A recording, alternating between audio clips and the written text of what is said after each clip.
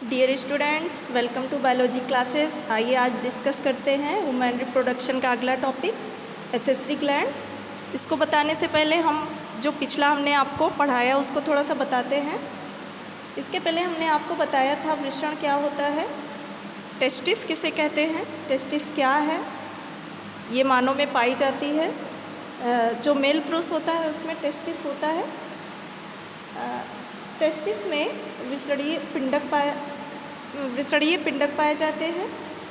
विसरणीय पिंडक में 1 से 3 की संख्या में सेमिनिफेरस ट्यूब्यूल्स पाई जाती है और बीच बीच में अंतराली कोशिकाएं या हम कह सकते हैं लीडिंग कोशिकाएं पाई जाती हैं। लीडिंग कोशिकाएं जो होती हैं वो टेस्टोस्टेरोन हार्मोन्स का स्राव करती हैं।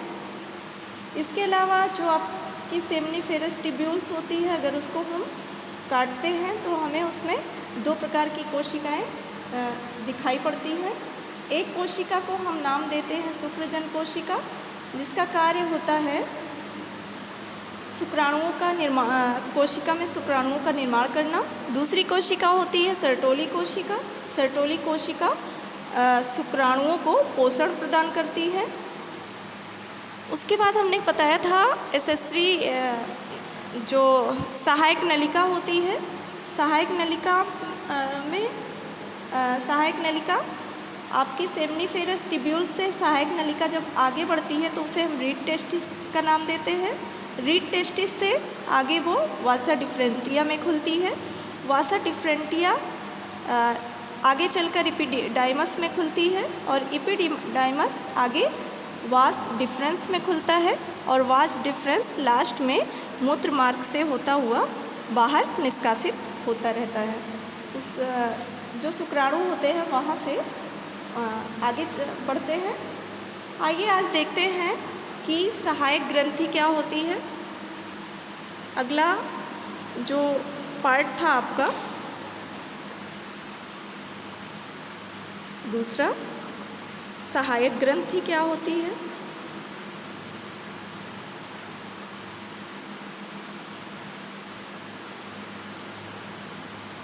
सहायक ग्रंथि को हम कहते हैं एसेसरी ग्लैंड्स।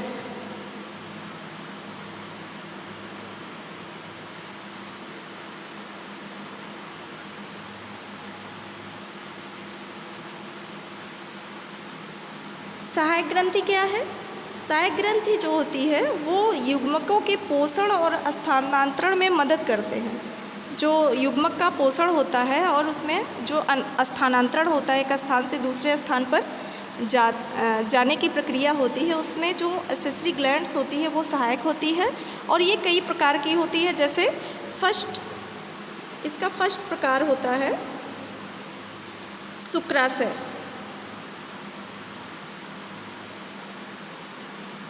इसे हम कहते हैं सेमिनल वेसिकल्स।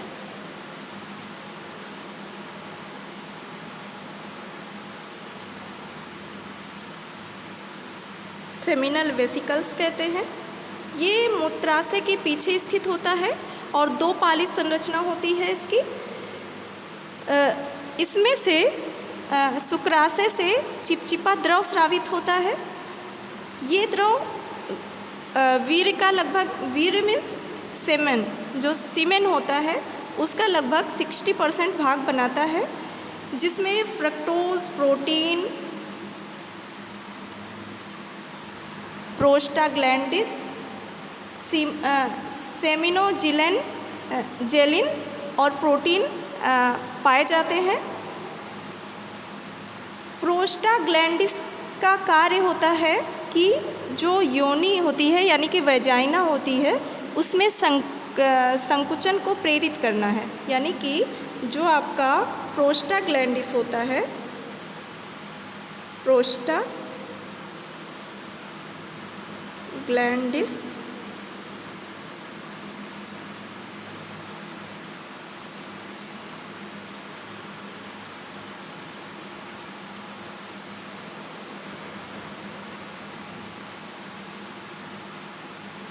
प्रोस्टाग्लैंडिस इसका वर्क होता है कि ये वेजाइना में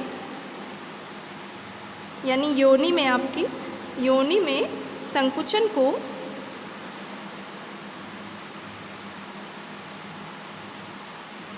संकुचन को प्रेरित करना। योनि में संकुचन को प्रेरित करता है। और सेमिनोजेलिन का कार्य होता है, वीर्य को क्या करता है, वो गाढ़ा बनाता है। जो वीर्य होता है, सीमेन होते हैं, उसको ये गाढ़ा बनाता है। यानी कि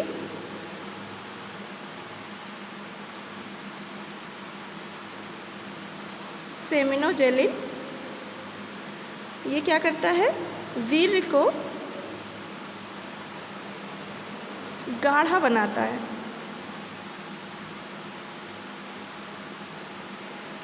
इसका कार्य होता है वीर्य को गाढ़ा बनाना।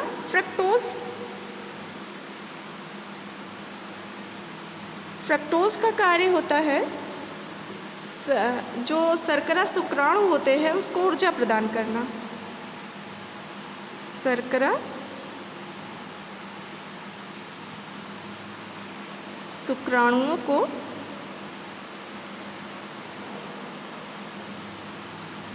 ऊर्जा प्रदान करना। इनका कार्य होता है वो शुक्राणुओं को ऊर्जा प्रदान करते हैं। उसके बाद आपका जो फर्स्ट था आपका क्या, शुक्राशय।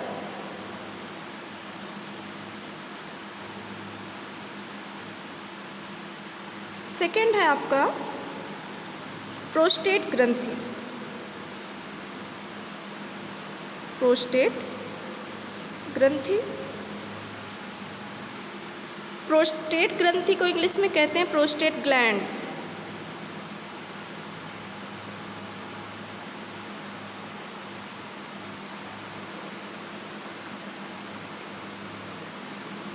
प्रोस्टेट ग्लैंड्स क्या होता है, प्रोस्टेट ग्लैंड्स मूत्राशय के आधार पर कई पिंड बने होते हैं जो हल्का अम्लीय रंग का के तरल का स्राव करता है और वीर्य का लगभग 25 से 30% भाग बनाता है। कितना भाग? सबसे पहली बात है कि ये कई पिंडों से, मूत्राशय के आधार पर कई पिंडों का बना होता है। कई पिंडों का बना होता है, कई पिंडों का ये बना होता है। दूसरा पॉइंट इसका है कि जो ये क्या करता है, हल्का अम्लीय रंग के तरल का स्राव करता है। हल्के अम्लीय रंग का स्राव करता है। इसके अलावा ये जो सीमेन होता है यानी वीर्य होता है उसका 25 से 30% ये क्या करता है, भाग बनाता है। 25 से कितना, 30% भाग बनाता है। इसमें पाए जाने वाले जो रासायनिक वीर्य होता है उसके स्कंदन को रोकता है। इसका प्रोस्टेट ग्रंथि जो होती है, प्रोस्टेट ग्लैंड्स जो होता है वो क्या करता है, जो रसायन इसमें पाया जाता है उसकी मदद से ये वीर्य के स्कंदन को रोकता है। वीर्य के स्कंदन को रोकना। अगला पॉइंट जो होता है इसमें, प्रोस्टेट ग्लैंड्स में जो तरल पाया जाता है उसमें शुक्राणु जो होते हैं वो गतिशील बने रहते हैं। शुक्राणु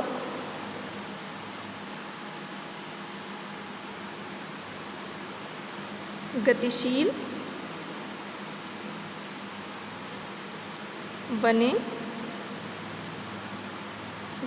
बने रहते हैं। इस प्रकार से जो अंडाणु के निषेचन की संभावना होती है वो बढ़ जाती है। प्रोस्टेट ग्लैंड्स की मदद से अंडाणुओं के निषेचन की संभावना बढ़ जाती है। अंडाणु के निषेचन में वृद्धि हो जाती है। इस प्रकार से प्रोस्टेट ग्रंथि जो होती है वो मूत्राशय के आधार पर कई पिंडों की बनी होती है। इसमें हल्का अम्लीय रंग का तरल का स्राव होता है। ये वीर का लगभग 25 से 30% भाग बनाता है। इसमें जो रसायन पाए जाते हैं वो वीर के स्कंदन को रोकते हैं।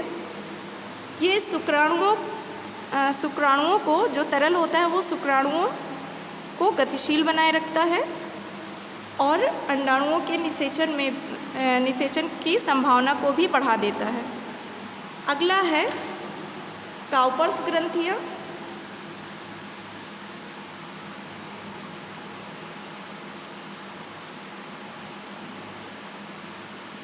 काउपर ग्रंथि, इसे इंग्लिश में कहते हैं काउपर ग्लैंड्स।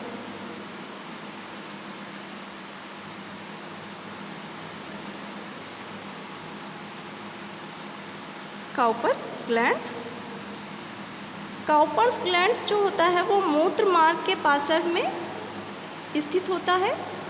काउपर्स ग्रंथि कहाँ होती है? जो मूत्र मार्ग होता है उसके पार्श्व में ये स्थित होती है। ये ग्रंथियाँ जो होती हैं वो एक पारदर्शक क्षारीय द्रव होता है उसका स्राव करती हैं।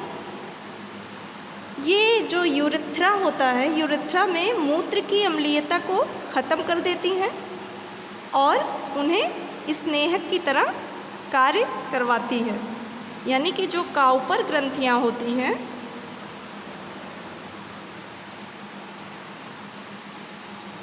मूत्र मार्ग के पार्श्व में स्थित होती हैं।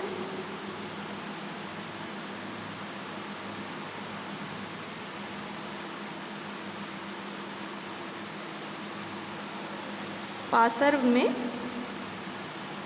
स्थित होती है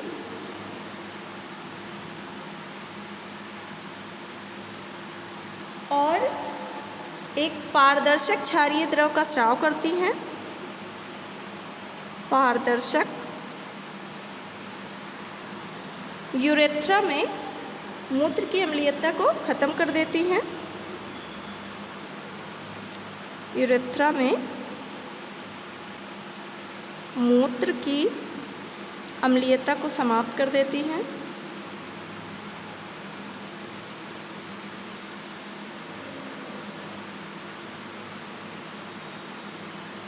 समाप्त करती है और इसे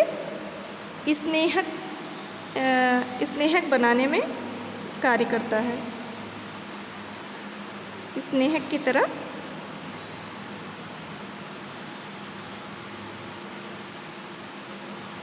की तरह कार्य करता है।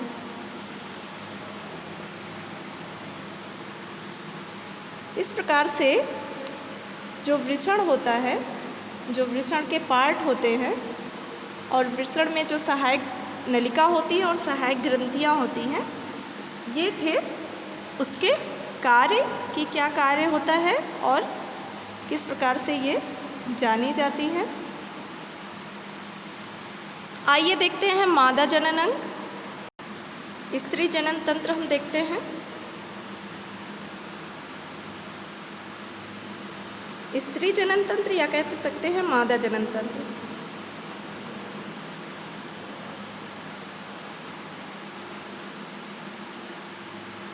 इसे हम कहते हैं female reproductive system. Female reproductive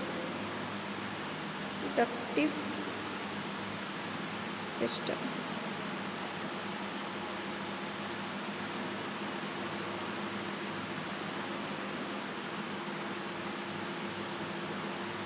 female reproductive system. आपने देखा था कि जो नर जनन अंग था वो दो भागों में बटा हुआ था। एक था प्राथमिक जनन अंग और दूसरा था सहायक या द्वितीयक जनन अंग। सेम इसमें भी जो मादा जनन अंग होते हैं वो दो भागों में बटे हुए होते हैं। फर्स्ट होता है प्राइमरी रिप्रोडक्टिव ऑर्गन्स यानी कि प्राथमिक जनन अंग प्राइमरी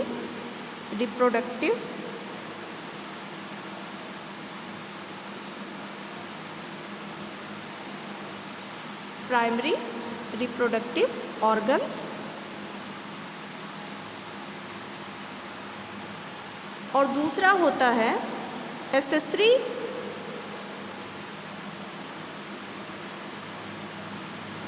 या कह सकते हैं सेकेंडरी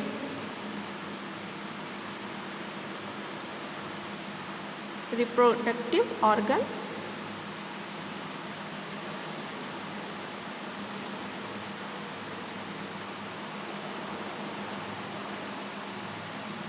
रिप्रोडक्टिव ऑर्गन्स। प्राथमिक जननांग, नर जननांग में प्राथमिक जननांग कौन सा था? आपका वृषण था। उसी प्रकार से प्राथमिक जननांग महिलाओं में उसका अंडाशय होता है, और अंडाशय जो होता है वो महिलाओं में यानी कि स्त्री में एक जोड़ी पाया जाता है, जो मादा के मुख्य जनन अंग होते हैं। यानी कि जो एक जोड़ी अंडाशय पाया जाता है, अंडाशय क्या है? प्राइमरी रिप्रोडक्टिव ऑर्गन्स है, यानी कि प्राथमिक जनन अंग कहलाता है। कौन? अंडाशय, आपका अंडाशय। इसे इंग्लिश में कहते हैं ओवरी। ये मादा का प्राथमिक जनन अंग है। अंडाशय जो होता है, इसमें मादा युग्मक या कह सकते हैं अंडाणुओं का निर्माण होता है। अंडाशय में अंडाशय संयोजी ऊतक से बना होता है। ठोस अंडाकार संरचना होती है। इनका आकार 3 सेंटीमीटर लंबा होता है, 2 सेंटीमीटर ये चौड़ा होता है, और 1 सेंटीमीटर इसकी मोटाई होती है। इसी में ग्राफियन पुटिकाएँ छोटे छोटे दानों जैसी रचना के रूप में उभरी हुई होती हैं। इसके बाद आता है आपका सहायक या द्वितीयक जनन अंग, एक्सेसरी और सेकेंडरी रिप्रोडक्टिव ऑर्गन्स। यानी कि जो ऐसे अंग होते हैं जो जनन प्रक्रिया में सहायता प्रदान करते हैं, उसे हम सहायक जनन अंग कहते हैं। सहायक जनन अंग जो होते हैं वो भी निम्न प्रकार के हो सकते हैं। जैसे किसी भी अंडाशय में एक जोड़ी गर्भाशय पाया जाता है, एक जोड़ी गर्भाशय ग्रीवा पाई जाती है, एक योनि पाई जाती है यानी कि वैजाइना पाई जाती है, एक जोड़ी अंडवाहिनी पाई जाती है, और बाह्य जननेंद्रिय होती है। यानी कि ये तो था आपका अंडाशय। आपका क्या था? अंडाशय एक जोड़ी पाया जाता है, एक जोड़ी अंडाशय होता है, और अंडाशय में ही इसमें युग्मकों का निर्माण होता है।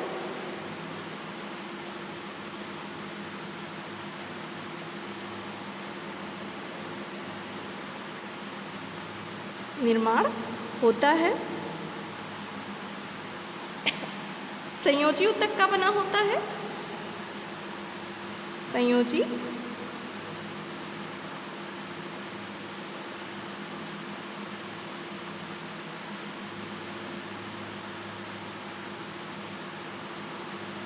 ऊतक का बना होता है। इसका ये कैसा होता है? 3 सेंटीमीटर लंबा, 2 सेंटीमीटर चौड़ा,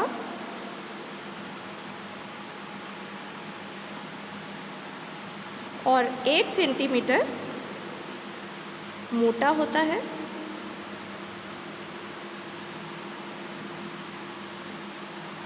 ग्राफियन पुटिकाएँ इसमें पाई जाती हैं।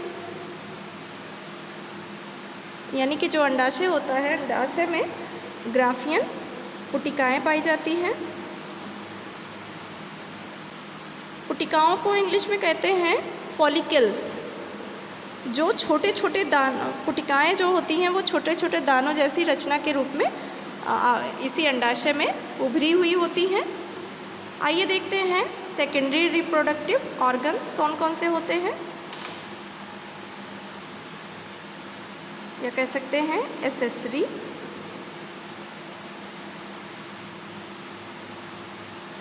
एसेसरी रिप्रोडक्टिव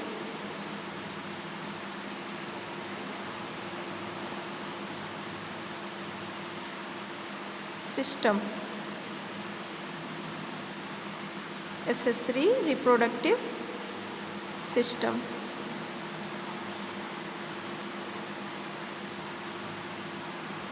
वे अंग होते हैं जो जनन प्रक्रिया में सहायता करते हैं। ये निम्न प्रकार के होते हैं। कौन कौन से होते हैं? एक तो होता है आपका गर्भाशय। गर्भाशय होता है, इंग्लिश में इसे कहते हैं यूट्रस, या इसे एक नाम और देते हैं वॉम। वॉम भी कहते हैं। दूसरा होता है एक जोड़ी गर्भाशय ग्रीवा, इसमें पाई जाती है। एक जोड़ी गर्भाशय ग्रीवा, इसको इंग्लिश में कहते हैं सर्विक्स। सर्विक्स नाम देते हैं इसको। एक योनि पाई जाती है, एक योनि होती है। योनि को नाम देते हैं, सॉरी छोटी की मात्रा इस पे रहती है, इसे कहते हैं वेजाइना। अगला होता है आपका एक जोड़ी अंडवाहिनी पाई जाती है।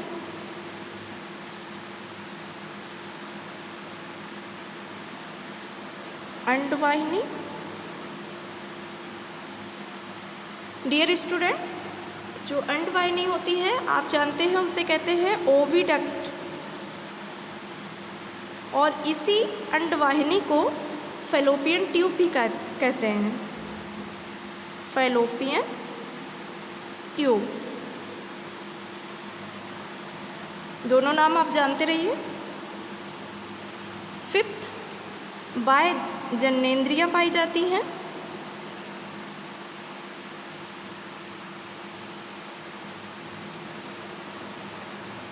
बाह्य जननेंद्रिय को इंग्लिश में कहा जाता है एक्सटर्नल जेनिटेलिया।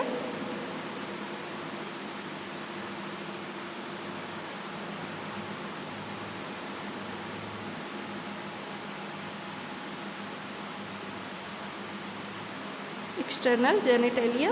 और लास्ट आपका पाया जाता है एक जोड़ी स्तन ग्रंथियां पाई जाती हैं। एक जोड़ी स्तन ग्रंथि पाई जाती है, जिसे हम कहते हैं मेमरी ग्लैंड्स।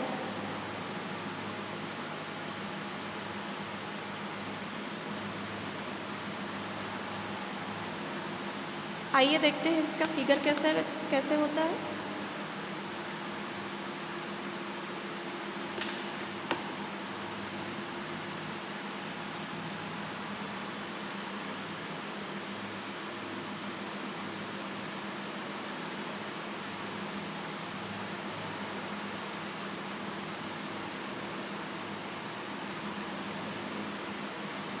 ईज़िली आप इसको बनाएंगे इस तरह से।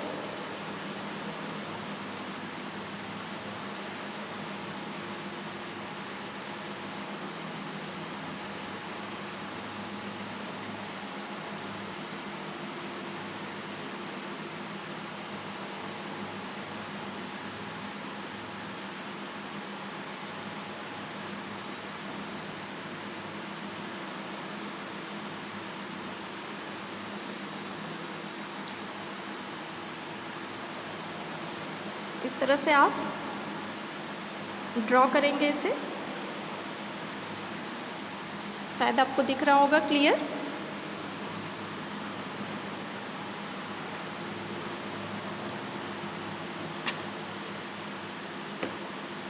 डियर स्टूडेंट्स, यहाँ पर आपकी योनि पाई जा रही है, जिसे आप कहते हैं इंग्लिश में वेजाइना।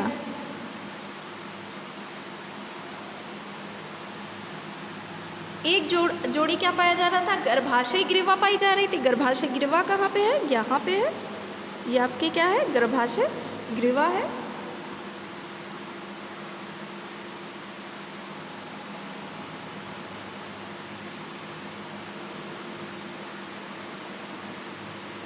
एक जोड़ी पाई जा रही थी, एक इधर एक इधर।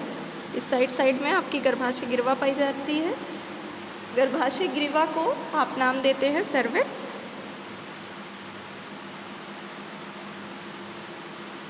यहाँ पर इस प्रकार की संरचना जैसे लग रहा है आपका झालर, तो इसे हम नाम झालर ही देते हैं।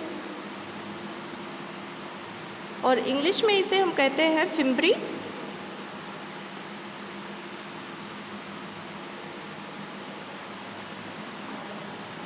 फिम्ब्री से आगे यहाँ की संरचना को कीपक कहते हैं। इसे इंग्लिश में कहते हैं इनफंडिकुलम।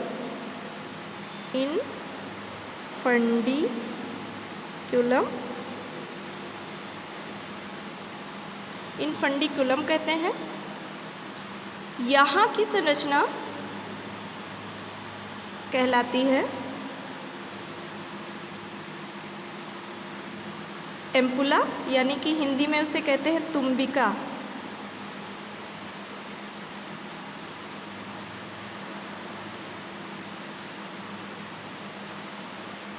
ये जो संरचना आप देख रहे हैं इसे आप नाम देते हैं अंडवाहिनी। एक जोड़ी अंडवाहिनी पाई जाती है, एक इधर एक इधर।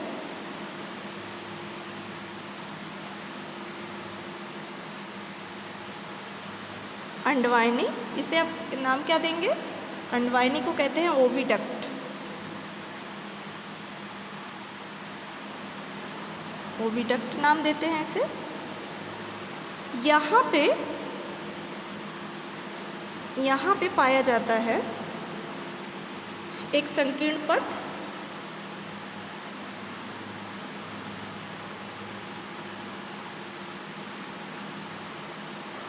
इसको आप नाम देते हैं, इस संकीर्ण पथ को नाम देते हैं इस्थमस।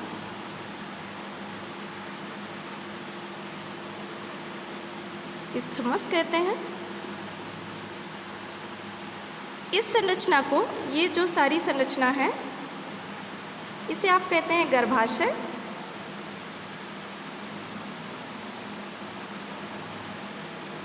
इंग्लिश में इसे नाम देते हैं यूट्रस।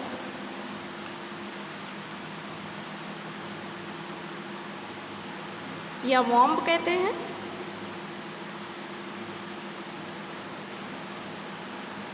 आपको हमने पहले ही बताया है।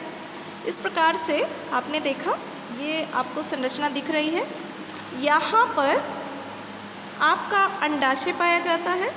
ये आपका अंडाशय है। ये संरचना जो आप देख रहे हैं ये अंडाशय है। अंडाशय हमेशा यहाँ से अंडवाहिनी से इस तरह से सपोर्टेड होता है। इस अंडाशय में अंडाणुओं का निर्माण होता है। यहाँ पर अंडाणु बनते हैं। ये आपका है, इसे आप नाम देते हैं अंडाशय।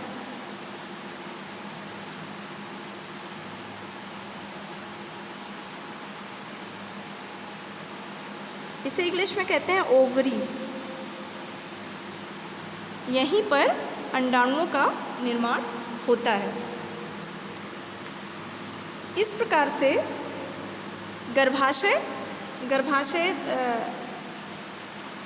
जो होता है वो नाशपाती के आकार का होता है और दोनों अंडवाहिनियाँ मिलकर ये नाशपाती का आकार बनाती हैं।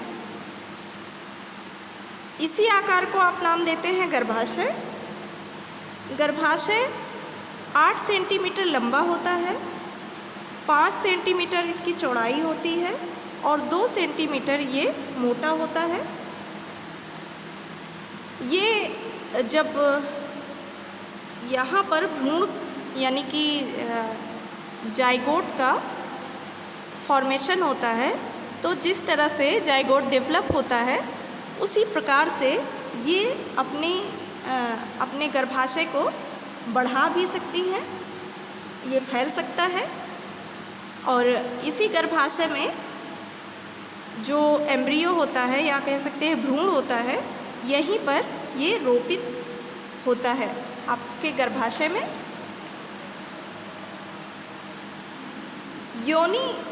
योनि जो होती है वो 8 सेंटीमीटर एक नलिका रूपी संरचना होती है। ये मूत्राशय और योनि जो होती है शरीर से बाहर खुलती है। इसे हम जनन नाल भी कह सकते हैं, बर्थ कैनाल कहते हैं। एक पेशीय संरचना यहाँ पर पाई जाती है जिसे आप नाम देते हो क्लाइटोरिस। जो ये पेशीय संरचना यहाँ पर मिलती है, इस संरचना का नाम होता है क्लाइटोरिस। यहाँ पर आपकी पाई जा रही है गर्भाशय ग्रीवा। गर्भाशय ग्रीवा का जो निचला भाग है, इस निचले भाग में पतली कुंडलित लगभग 12 सेंटीमीटर लंबी ये संरचना होती है गर्भाशय ग्रीवा की। और इसी जो आपकी गर्भाशय ग्रीवा कहलाएगी। इसके बाद अंडवाहिनी होती है। अंडवाहिनी के 4 भाग होते हैं। एक भाग को कहते हैं झालर, दूसरे भाग को कहते हैं कीपक, तीसरे भाग को कहते हैं यहाँ पर झालर फिम्बरी। आप इंग्लिश में नाम याद कीजिएगा, हिंदी पे ज़्यादा कंसंट्रेट होने की आवश्यकता नहीं है, तो आप इंग्लिश में नाम याद करिएगा। ये भाग आपका फिम्बरी है, इसे हम कहते हैं इन्फंडिक्यूलम। ये आपका एम्पुला है। ये संपूर्ण जो भाग आपको दिख रहा है ये अंडवाहिनी है। और यहाँ पर स्थमस पाया जाता है। इस प्रकार से यहाँ पर इस संरचना पाई जाती है। बाह्य जननेंद्रियाँ जो होती हैं वो अंडवाहिनी पतली कुंडलित और लगभग 12 सेंटीमीटर लंबी होती है। बाह्य जननेंद्रिय क्या होती है? बाह्य जननेंद्रिय जो होती है वो स्त्रियों में बाह्य जननांगों में जो जघन शैल या कहते हैं मोस प्यूबिस होता है, वो बृहद लेबिया मेजोरा या लेबिया माइनोरा हाइमन क्लाइटोरिस होता है। स्तन ग्रंथियाँ पाई जाती हैं। आप जानते हैं स्त्री के वक्षस्थल पर स्तन ग्रंथियाँ होती हैं। प्रत्येक स्तन जो होता है वो संयोजी ऊतक से बना होता है, जिसमें 12 से 15 पालियाँ पाई जाती हैं। और प्रत्येक पाली में ही दूध स्रावी ग्रंथियाँ होती हैं, जिसे हम नाम देते हैं एल्वियोलाई कहते हैं। जब प्रसव हो जाता है, मतलब बच्चों का जन्म हो जाता है, उसके बाद एल्वियोलाई जो होती है वो फैलकर दुग्ध स्राव करना प्रारंभ कर देती है। एक और होता है बार्थोलिन ग्रंथि, और जो ये क्या करता है, क्षारीय स्नेहक तरल का स्राव करता है, जो भंग की सतह को आर्द्रित करके परस्पर मैथुन क्रिया में सहायता प्रदान करता है। यहाँ पर वो बार्थोलिन ग्रंथि का स्राव करता है और यहाँ पर क्षारीय एक स्नेहक तरल का स्राव हो जाता है और मैथुन में, जिसके सहायता से मैथुन में सहायता मिलती है। तो ये आपका है फीमेल रिप्रोडक्टिव ऑर्गन सिस्टम।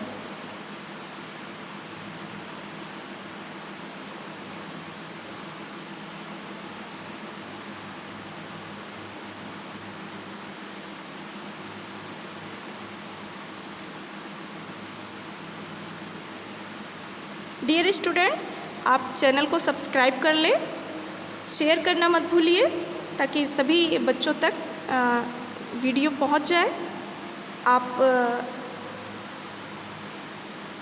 आप जो भी आपको पढ़ाया जा रहा है वो आप पढ़ते रहिए और आगे अगले टॉपिक में आपसे फिर मुलाकात होगी। तब तक के लिए धन्यवाद।